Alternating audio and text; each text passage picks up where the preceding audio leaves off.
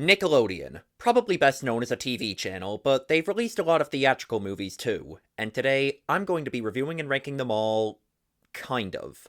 One thing I should address straight away, the title of this video isn't entirely accurate. When I was initially looking through the catalog of movies released by Nickelodeon, deciding whether I wanted to make a reviewing and ranking video on them, I concluded that if I was going to do this, I had to curate the list a little bit. So I set a few rules, which I'll lay out for you now.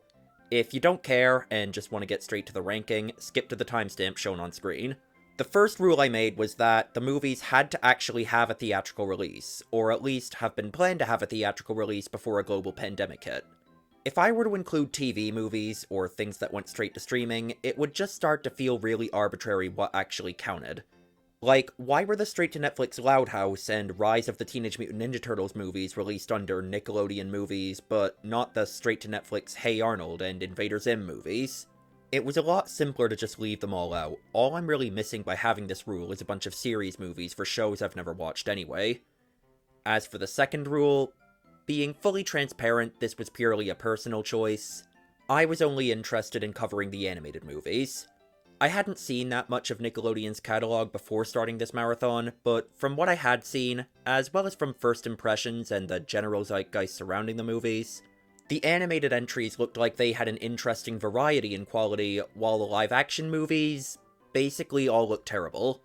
So really, the fully accurate title for this video would be every animated theatrical Nickelodeon movie reviewed and ranked, but I felt that would be a bit too wordy.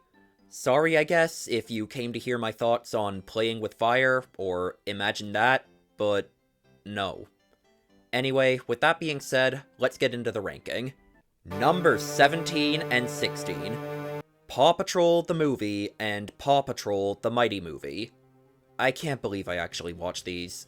I mean, shocker, right? I didn't enjoy the movies that weren't made to be enjoyed by anyone older than 6. In the context of these being entertainment for toddlers, they're pretty whatever. They're not anything worth getting annoyed over. With these movies, and I haven't seen it, but I'm assuming with the show they're based on as well, they've really managed to create one of the safest, most inoffensive, uncontroversial, and as a result, boring animated properties in existence. But there are certainly far worse things that little kids could be watching. However, in the context of comparing them to other theatrical animated movies, they're pretty shit. I find the animation and character design to be incredibly bland and boring, and pretty much entirely reliant on the fact that we as a species just innately find dogs to be cute. Both of the movies are structurally very repetitive, and feel like 4 or 5 episodes of the show that were loosely strung together. The main issue I have, though, is that the Paw Patrol themselves are a really dull, uninteresting set of protagonists. They have no interesting dynamics with each other, they're always in perfect agreement, they all react about the same way to everything, they even all sound really samey. The Dalmatian is the clumsy one, the Bulldog is kind of a fatty sometimes. Those are pretty much the only discernible character traits that the whole group has between them. Other than that, they're basically interchangeable. Even the amount of Paw Patrol members there are feels pretty arbitrary. There's 7 of them, but there could just as easily be 2 or 50, and it wouldn't make a lick of difference. It doesn't feel like some niche would be missing if you got rid of some of them, or that things would get too complicated if you added any more. There's only so much I can say. These movies simply weren't made for people my age, and clearly the intended demographic absolutely loves Paw Patrol. I have enough little cousins to know that. But there really is nothing here for anyone older. If I had to say which one was better for the ranking, I guess I'd say the second one. The villain was a slight improvement over the villain from the first movie, and there was a bit more of an attempt to give one of the Paw Patrol dogs a distinct character, even if it was pretty sloppily executed. But whatever. Thinking back, I probably should have made a special third rule just to exclude these two from the ranking. Number 15. Jimmy Neutron, Boy Genius. Jimmy Neutron was one facet of 2000s pop culture that just completely passed me by. I never saw this movie, I never saw a full episode of the show, I never knew anyone who was into it. As far as I remember, my full exposure to this property as a kid was seeing ads for it. I must have steered clear of it because it just never looked appealing to me. This has to have some of the worst animation and some of my least favorite character design in any mainstream animated property. The really stiff way the characters move, their weird mouths which are often disproportionately expressive compared to the rest of their face, their giant peanut-shaped heads, the creepy background characters who often look more like aliens than the actual aliens. It genuinely feels Video Brincado tier at times. Despite being a theatrical movie, it certainly doesn't look any better than the TV show that came out shortly afterwards. And even if I could forgive how awful the movie looks, it's not like it offers much aside from that. Everything else about the movie is mediocre at best. Jimmy himself is really dull and kind of annoying. He's written like a stereotypical nerd supporting character, whose only trait is saying a bunch of big, sciencey sounding buzzwords that are supposed to make him sound smart, except he's supposed to be the protagonist, and none of the supporting cast are a whole lot better. There was one particular character, the villain's sidekick, that was really getting on my nerves, and I eventually find out, oh, it's Martin Short, and he's playing this character basically the exact same way he plays Ben from Treasure Planet. That explains it. And at least Ben was well animated and had a cool design. Still, even though the Paw Patrol movies are more polished, less ugly, and maybe even less annoying, I'd still say I found Jimmy Neutron to be slightly better overall, because it at least made more of an attempt to be anything.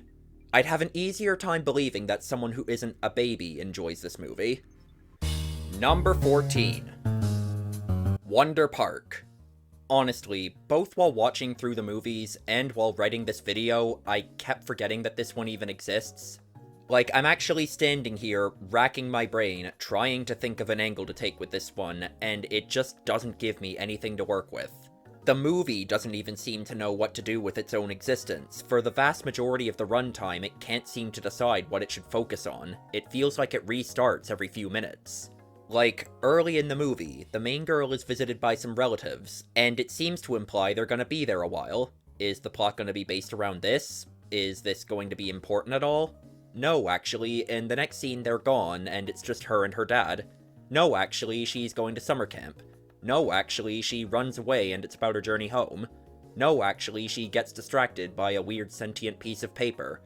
And this is not a brief setup that I'm talking about. This is the first half an hour of the movie. Like, all you have to do is have the main character stumble across this magical trolley thing, just pick a lane and get her there. This continues even when she finally gets to the titular Wonderland. It has a different name in the actual movie for some reason. Like, when she first gets there, they take the time to introduce all of these talking animals, who are on the poster, so you'd think they'd be major characters, only for the protagonist to be separated from them 90% of the time, and for them to serve absolutely no purpose in the plot. Even that monkey they build up as being especially important somehow doesn't really do anything. In the second half, this finally stops for the most part, and the actual trajectory of the plot starts to become a bit more clear, but there are still these really long, pointless tangents. There's this one particular scene that comes to mind, where the bear is on a roller coaster. This goes on for about 5 minutes, it doesn't lead from or into any other scene, I have no idea what's going on or what the characters are trying to accomplish. No plot summary I can find even mentions this whole sequence at all.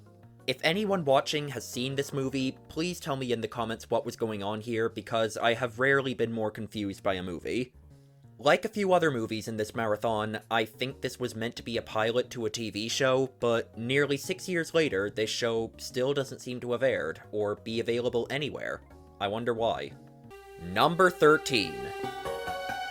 The SpongeBob movie, Sponge on the Run. A pretty nice looking animation style. That's about it.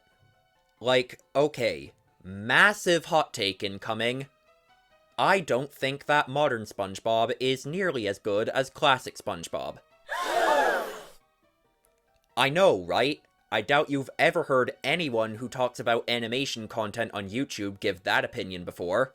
And I'm afraid Sponge on the Run does nothing to counter that trend.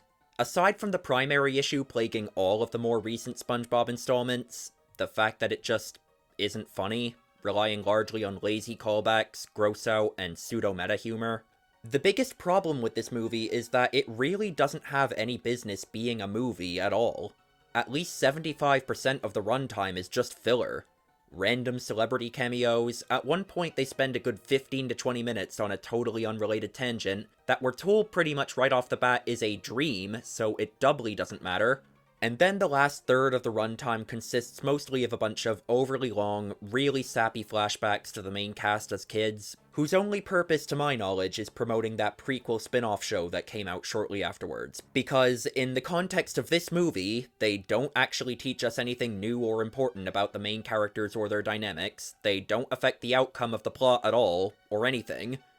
And even when the movie is actually focused on what we're told is supposed to be the main plot, finding Gary, there's just nothing about this story that suggests to me it was worthy of holding a special place within the SpongeBob franchise. It doesn't bring anything new or interesting out of the characters or world. Neither SpongeBob, nor Patrick, nor any of the other main cast members have anything that resembles an arc. Even as an episode of the TV show, it would probably have been a fairly mediocre one, and this was supposed to be a theatrical release before it got moved to Paramount Plus because of COVID. They've milked the SpongeBob franchise pretty dry at this point, and it doesn't look like it's getting any better as time goes on. Number 12. Paws of Fury, The Legend of Hank. If I were to use one word to describe how this movie felt, it would be unfinished. For a while, this was kind of infamous as one of those perpetually upcoming movies that seemed like it was never going to be released.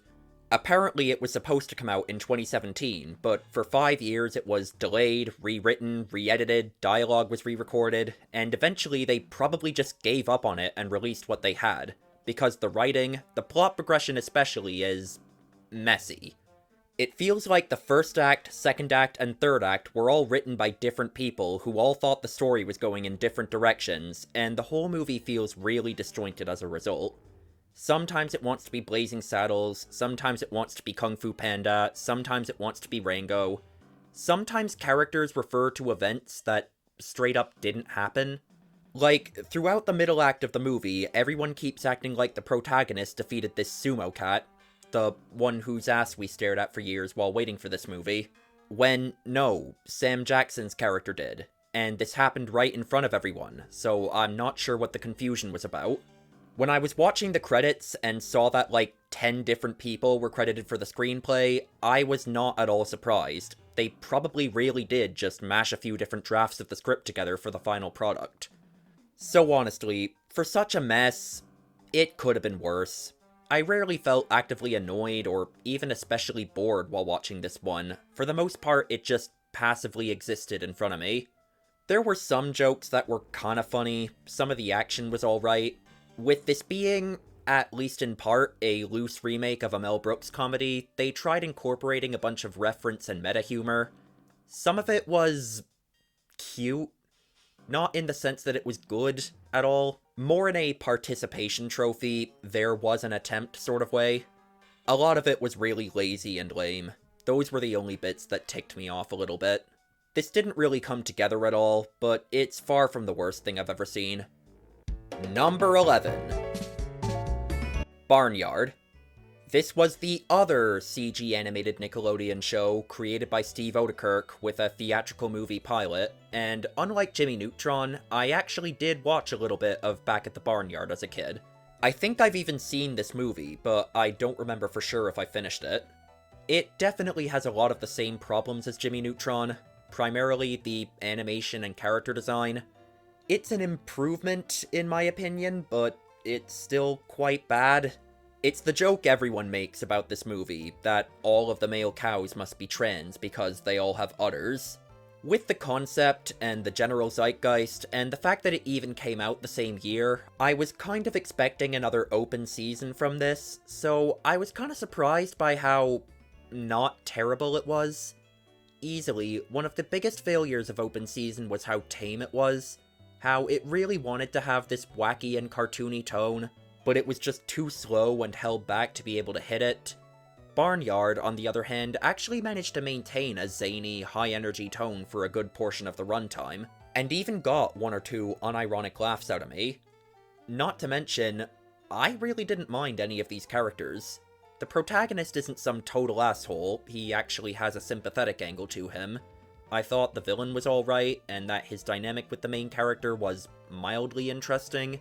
Even the romance, which is usually one of the worst parts of your typical shitty family movie, was fine. I didn't hate any of the scenes with these two. It really is that terrible animation and character design that lets this movie down. You'd honestly nearly have a fairly decent movie here if you just polished up the animation and changed almost nothing else about it. There would certainly still be a lot of room for improvement. There were definitely some kind of bad jokes that were dragged on for way too long, and getting towards the end, it felt like the movie ran out of energy and the tone became a lot more open season tier. But as a complete package, it was pretty watchable. Number 10. Hey Arnold, the movie. This might be the movie in this marathon that I felt the least strongly about, one way or the other. I'm not familiar with Hey Arnold at all. I'd never seen this movie before, I'd never seen a single episode of the show, and the movie didn't really offer a whole lot that felt especially unique to this IP. It's a very, very standard Save the Rec Center sort of movie. It even feels pretty disposable within the Hey Arnold canon. Kind of like that Sponge on the Run movie from earlier, there isn't much about this movie that really justifies it being a movie. For the most part, it's just treated like another episode of the show. None of the characters have much of an arc, a lot of them don't have much to do, period. It feels like they're just in it for the sake of being in it. Any potential change to the status quo was reset by the end. I guess it's better at being an elongated episode of a show than Sponge on the Run was. The runtime didn't contain nearly as much filler, and from what little I do know about the series, the stakes feel like they were a bit higher than a regular episode of Hey Arnold. At the very least, I could see this working as a multi-part season finale special, and I guess there were a few highlights. I did think the way the main characters outsmarted the villain near the end was kind of clever and well written, and I did think this exchange was kind of funny. You knew he was gonna shaft me! Yeah, so what if I did? It's a free country. Really? Well then if it's a free country, I guess I'm free to beat the living snot out of you! Now, Bob. Overall, though, there's nothing outright bad about it, but it doesn't really offer much to people who aren't already fans of this series, and even to fans, I can't imagine that it offers much that they aren't already getting out of the show. Number 9. The SpongeBob movie, Sponge Out of Water. Anyone else remember when this was first coming out, and all of the trailers acted like the last 15 or so minutes was the entire movie? On February 6th, to stop a supervillain, they'll become superheroes. For those who haven't seen it, this is not a live-action animation hybrid about SpongeBob and friends going to the real world and becoming superheroes. That is one thing that happens near the very end. This must have come out at the very tail end of when I still watched SpongeBob as a kid, and while I liked the movie enough at the time, even then I was kind of noticing that newer SpongeBob stuff just wasn't hitting the same way the original episodes did. Some of the jokes were funny, some of them felt like they were trying way too hard to be random, or to be a good trailer moment. I think this movie largely gets by just on being really weird. It easily has the most insane, high-concept plot out of any movie in this marathon, involving time travel, space dolphin gods, a reveal halfway through the movie that the character we thought was just narrating the story actually exists within the story's universe and is using a magic book to maliciously manipulate the story into playing out in his favor, and the pacing of the movie is completely whack as well, with the first half of the movie being one entire 3-act structure, and the second half of the movie being its own, entirely separate 3-act structure, aside from one brief callback at the end. There is some good stuff in there. I did enjoy SpongeBob and Plankton's team up, even if, because of the bizarre way the movie is structured, it ends up being kinda pointless. It doesn't hold a candle to the classics, but it's one of the better things to come out of post-2004 SpongeBob. Number 8. Rugrats Go Wild. There was a point in time when I was like 9 or 10 where I probably would have considered this my favorite movie. It was up there at the very least. I didn't even know it was a crossover at first. I'd probably seen this movie a few times before I ever realized that The Wild Thornberrys was its own thing. Going back to this now, well, like Sponge Out of Water, at this point for me, it largely gets by just on being really weird. One strange thing I noticed was how little it actually utilized the fact that it's a crossover. Like, why would anyone watch a crossover? They want to see characters from this one franchise interacting with characters from this other franchise. And they barely do that in this movie. Half of the cast never even meets anyone from the other show until pretty much the end, and the pairings they do make... Spike, the dog from Rugrats, is paired up with Eliza from the Wild Thornberrys, and he's pretty much a wholly new character in this movie. Because he talks, he has full conversations, he's animated a lot more anthropomorphically. At one point he has a whole musical number with this leopard, where I guess they're supposed to be fighting, but it kinda just sounds like they're flirting with each other. When in every previous piece of Rugrats media, he was just a dog who did dog things. Nigel from the Wild Thornberrys is paired up with the babies from Rugrats, and he's also pretty much a wholly new character in this movie. Early on, he gets hit on the head and starts acting like a delusional baby, and never comes to until partway through the climax. Like, we're not really seeing characters from Rugrats interacting with characters from the Wild Thornberrys here. There is one exception, though. Angelica from Rugrats is paired up with Debbie from the Wild Thornberrys, and this pair-up works really well. Unlike the other pairings, they both actually act like themselves the whole time, and their scenes are actually really funny. How Debbie just doesn't question any of the dumb shit Angelica tells her about being the island princess. Congrats, you did what you're supposed to do in a crossover with one pair out of the 20+ characters. Beyond that, I kind of alluded to this earlier, but the movie is a musical for some reason, when neither property it's based on is really known for the music. And all of the songs are quite bad, so that's definitely not a positive. The movie also has about 35 different subplots, the majority of which are completely abandoned with no real resolution. Like, remember that leopard I mentioned earlier? She's built up throughout the movie like she's a big deal. Then, she's in 2 scenes, and by the end, the movie completely forgets about her existence. I can't say I didn't have a good time revisiting this, but thinking critically, yeah, it's not especially good. Number 7. The Rugrats movie.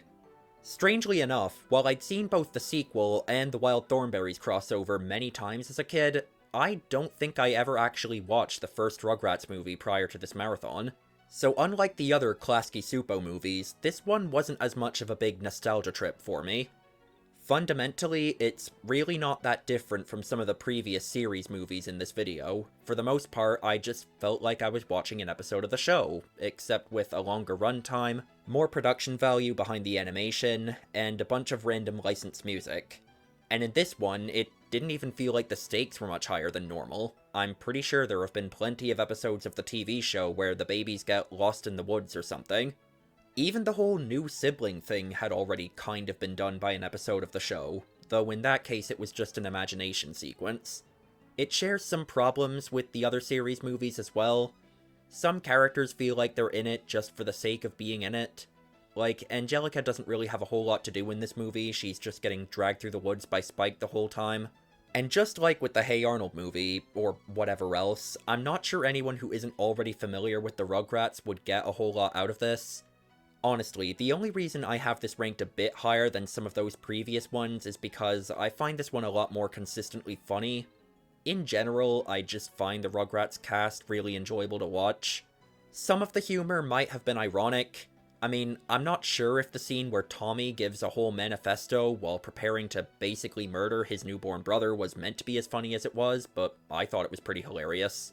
Even though it largely felt like an extended episode of the show that didn't have much business being a movie, it was at least a pretty decent and enjoyable extended episode of the show. Number 6. Rugrats in Paris. I guess all 3 Rugrats movies wound up ranking right next to one another. Normally, when 2 sequential movies from the same franchise wind up this close in the ranking, I might end up just combining them both into a single entry. But in this case, I found Rugrats in Paris to be a pretty distinct improvement over the first movie. This one focuses a lot more on Chucky and Angelica, who I would say are the best out of the main kids in Rugrats. Chucky because he makes for the most well-rounded and sympathetic protagonist, and Angelica because I find her the funniest. I also find that this one works a lot better as a standalone movie compared to its predecessor. The first one kind of just plopped the kids into a vague scenario where a bunch of miscellaneous mishaps ensued, while in this one, Chucky has a lot more of a direct goal that he's trying to attain throughout the movie, as well as an identifiable villain who's both also quite funny and actually served as a looming threat. Far better than the random wolf who just appeared near the end of the first movie, or that leopard who disappeared partway through Go Wild. And there are a couple of other ways it's an improvement as well. There were a lot less random needle drops, and whenever they did use licensed music in this one, the usage was a lot more appropriate. I found the adult characters to be better utilized in this one. And also, the climax, where the babies have a robot kaiju fight through the streets of Paris against John Lithgow's character, is just so over the top and ridiculous, and I love it. Even though I've already seen it a lot more times, I'd still probably be more inclined to revisit this movie in the future than I would be the first movie. Number 5. The Adventures of Tintin. I like this movie for very basic reasons. It's a simple, fun, pulpy action-adventure movie, in a pretty similar vein to Indiana Jones. They even got Steven Spielberg to direct it. Tintin and Captain Haddock are a fun duo, and the action is great, with a lot of really creative set pieces. It's probably the facet of the movie that benefits the most from the mocap animation as well. The photorealistic art style and character movements keep it somewhat grounded, but the animation still allows for a lot of sequences that would be impossible to achieve in live action. That several-minute-long chase scene that's all shown in a single shot being a real highlight that comes to mind. I probably would be willing to rank this a little higher, except I think the ending is kinda dumb. The way the treasure was hidden, it would probably be infinitely easier to find it via blindly guessing than it would be to actually follow the clues. And I know the movie's meant to be kind of silly. This reveal was far from the only ridiculous thing that happened, but the ending was just pushing it too far for me. The idea that the whole fun adventure we just went on was kinda pointless in the end does sour it a bit for me. Not enough to ruin the whole movie, but enough for me to dock it a rank or two. Number 4. The Wild Thornberrys.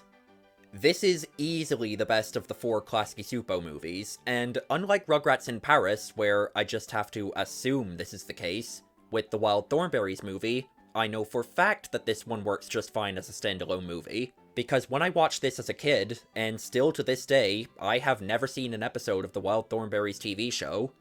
Much like with Tintin, it's another pretty simple and effective globe-trotting adventure movie, this time without the caveat of having a dumb ending.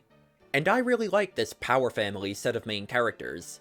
Eliza is a likable protagonist, having a classic, pretty well executed, if you're nothing without your powers, maybe you don't deserve them sort of arc. Nigel is iconic, of course. But just like in the Rugrats crossover, my favorite character is probably Debbie. Not only do I find her really funny, but her dynamic with Eliza in this movie is great, and it culminates in a genuinely really sweet moment between the two. In fact, I find just about every character in this movie to be really memorable, including the minor ones who are only in a scene or two. The villains are suitably tricky and menacing. That guy who just showed up for a few scenes to help Debbie out was great. Even Eliza's boarding school roommate, who's only in it for about 2 or 3 minutes, manages to deliver some of the most quotable lines in the movie during that short time. There definitely could be some nostalgia bias here, but again, I don't have any attachment to this property beyond this movie. And compared to the various other childhood favorites I rewatched for this video, this one definitely holds up the best. Number 3. Rango. This movie has always really stood out among mainstream Western animation. With Disney, and even DreamWorks to a degree, especially by comparison to this, we're used to character designs that are conventionally pretty, or cool, or cutesy. Most of the character designs in Rango are ugly, and grubby, and lopsided, and it's great. It really captures the grimy, gross Western setting that it's paying homage to. There's only one thing that I don't like about the character design, and it's pretty minor. I liked that at first it seemed like they were trying to have the animals be accurately sized compared to one another, but they aren't consistent with it. Like, the armadillo, the hawk, and the rattlesnake appear to be appropriately sized, but that is one tiny fox. But that's getting really nitpicky. In general, I absolutely love how this movie looks. Aside from the animation, I'm not gonna pretend that Liar Revealed stories are my personal favorite most of the time. The amount of second-hand embarrassment I feel watching this protagonist dig his hole deeper can put me off the movie a little bit at times, but there definitely is some humor to be found with just how ridiculously far he pushes the lie, and the ways he tries to maintain his tough guy persona. Like, the bit where he attempts to one-up the guy at the bar by taking his cigar and eating it. It is actually really funny a lot of the time. Easily, though, my favorite thing about the movie is the score, and by extension, how the score is used. One of my favorite jokes ever in any movie is the bit during the riding scene where, after we've spent most of the runtime getting used to the acoustic, classical western-sounding score, one of those mariachi owls suddenly pulls out a modern electric guitar for a few riffs. Like, in addition to just being a great-sounding, well-composed piece of music, it's hilarious in how it's used in the movie. Oh, and by the way, as far as I'm aware, this is extremely rare for animated movies, but there are actually 2 cuts of Rango. I would recommend the extended cut. It's only around 4 minutes longer, and the only major difference is an epilogue scene that ends the film more conclusively. Number 2. Teenage Mutant Ninja Turtles: Mutant Mayhem. I don't think it's especially complicated why someone like me would enjoy Mutant Mayhem as much as I did. I just love animated action movies like this. In addition to the action itself just being really cool and well choreographed, with so many examples of weapons, or the environment, or the characters' animalistic bodies being used in creative ways, the capped frame rate and vivid color palette suits this genre so well. It really helps the key moments of each fight pop out a lot more than they otherwise would. Some of these scenes are so fast-paced, with so much happening on screen at the same time, but because of how well they're presented, it's never difficult to follow what's happening. The really stylish editing in these scenes is great too. One of the highlights of the whole movie is that no diggity sequence, where like 5 different action scenes, which are presumably all set over a number of days, are all non-chronologically presented like one continuous action scene, and it all flows together so smoothly. I absolutely love the character design in this movie too. It's like they combined the cel-shaded comic booky style from Into the Spider-Verse and the lopsided intentional ugliness from Rango, and it all looks amazing. I'm not going to pretend that I'm super familiar with Teenage Mutant Ninja Turtles outside of this movie, but from what I do know, for most of these characters, Mutant Mayhem easily has my favorite design of theirs. And on top of all that, the movie's hilarious, this whole cast of mutants is really lovable. There were obviously a couple of minor things I didn't like, mainly a few jokes that didn't land, and the fact that the human characters' change in attitude towards the mutants maybe happened a bit too quickly and cleanly. But the more lackluster jokes were mostly few and far between and weren't really lingered on, and I quite like the payoff to the human stuff, even if I think the setup could have been a bit better. Now, there's just one movie left, and you probably already know which one it is just by process of elimination. I have to say, it was pretty much a dead heat between Mutant Mayhem and my current top choice, and this is definitely subject to potentially change in the future, but as of right now, number 1. The SpongeBob SquarePants movie. As far as I'm concerned, this is the true ending to SpongeBob. And it's not just because the series got bad later, and I'd rather it have just ended while it was still good, although it is partially that. It's also that SpongeBob's arc in this movie is genuinely a really satisfying one for a character like him to go out with. Learning it's okay to not conform to society's narrow definition of what being a man is. He can like what he likes, and be the generally happy and optimistic person he is, and not have a mustache, and that doesn't somehow make him any less capable of saving everyone. That last scene where he's finally respected for who he is was a great place to leave things off. Also, independently of that, this movie just makes for a great buddy comedy. One thing I actually really liked is how SpongeBob and Patrick don't have any kind of forced conflict with each other. In a lot of later SpongeBob material, Patrick is just an asshole. We're told that he's supposed to be SpongeBob's best friend, but we rarely, if ever, actually see that justified by what happens on screen. It's basically just an excuse for him to be there so he can make things more difficult for everyone else. Then, you go back and watch this movie and, oh, they actually seem to enjoy spending time with each other. And throughout the movie, Patrick is genuinely trying to be supportive towards his friend. And the only time he's a bit of a hindrance is a moment where he thinks he's standing up for SpongeBob. I mean, compare this to how he acts in the other SpongeBob movies I talked about earlier. Yeah, SpongeBob, you really blew it. No, Patrick, we blew it as a team. Nope, this one's on you. With this being a sort of finale, it might have been kinda nice if all of the major characters from SpongeBob could have played a role.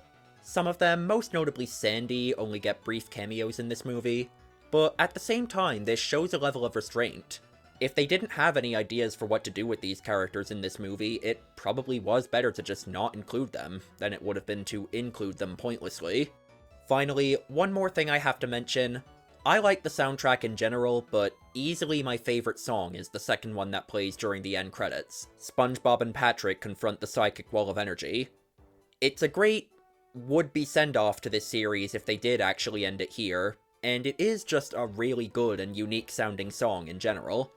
If you've never seen this movie, or have never sat through the end credits, go check that out, if nothing else. As for the movie overall, a near-perfect finale to SpongeBob Seasons 1 to 3, one of the best and most iconic cartoons of all time. And there you go. That wasn't nearly as much torture as the Sony Marathon was, but let's face it, that is almost definitely because of how many movies I left out by my own arbitrary rules. Again, sorry if you really wanted to hear me talk about one of the movies that wound up being excluded, but even within this shortened list, there were several baby movies that I simply was not in the target demographic for, and series movies for shows that I've never watched, and that didn't really stand on their own. Things I just can't add to the conversation about at all. And if I'd actually included everything, I imagine that problem would only have gotten a lot worse. The next studio I'll be covering is Aardman, so be sure to like, comment, subscribe, and stay tuned for that. Thanks for watching, goodbye.